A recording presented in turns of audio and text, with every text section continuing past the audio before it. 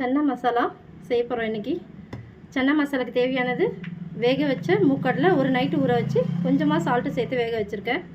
வெறும் மிளகாத்தூள், 2 பெரிய சைஸ் தக்காளி அரைச்சது மிக்சியில், 3 வெங்காயம் பொடி பொடியாக நறுக்குனது, சன்னா மசாலா. இவ்வளோதாங்க இதுக்கு தேவையான பொருள். ரொம்ப சிம்பிள். எப்படி செய்யறதுன்னு பார்க்கலாம். எண்ணெய் காஞ்சிருச்சு. நம்ம கட் பண்ணி வச்சுருக்க வெங்காயத்தை சேர்த்துக்கலாம். இதில் இலை, சோம்பு, ஓமம் எதுவுமே வேண்டாம். உங்களுக்கு தேவைன்னா வேணால் சேர்த்துக்கோங்க. நான் எதுவுமே சேர்க்க மாட்டேன். வெங்காயம் நல்லா வதங்கிடுச்சு. காரத்துக்கு 1/2 ஸ்பூன் அளவுக்கு வெறும் மிளகாத்தூள்,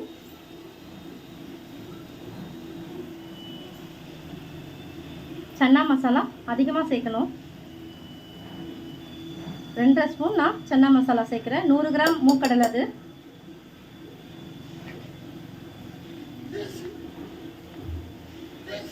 மஞ்சத்தூள்,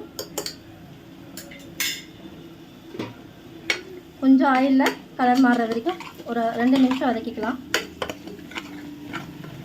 அதுக்கப்புறமா இதில் தக்காளி சேர்த்துக்கலாம்.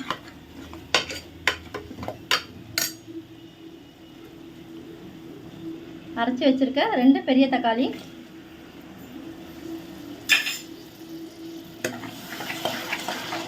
இது நல்லா வதங்கி மேலே எண்ணெய் தெரிகிற மாதிரி வரும்போது நம்ம மூக்கடலை சேர்த்துக்கலாம். இந்த அளவுக்கு வதங்கணும். ஆயில் தனியாக வரும். இப்போ நம்ம வேக வச்சுருக்க மூக்கடலையே சேர்த்துக்கலாம் தண்ணியோட. இதே மூக்கடையில் ஒரே ஒரு கைப்பிடி எடுத்து பருப்பை மிக்சியில் அரைச்சிருக்கேன். தண்ணி எல்லாம் எதுவுமே சேர்க்கலை. சும்மா ஒரே ஒரு ஓட்டு ஓட்டிடுங்க மிக்சியில். நல்லா திக்கு கொடுக்கும்.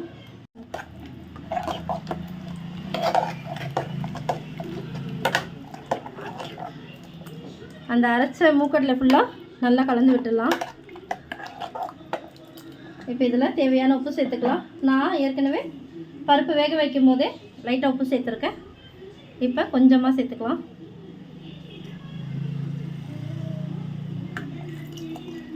தேவையான அளவு தண்ணி. ஒரு 2 விசில் விட்டு இறக்கிடலாம். Chana gravy ready.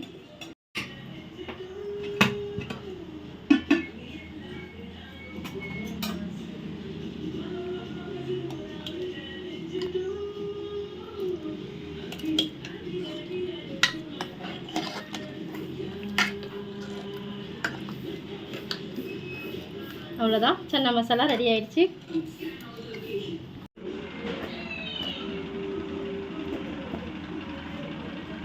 Chana ready.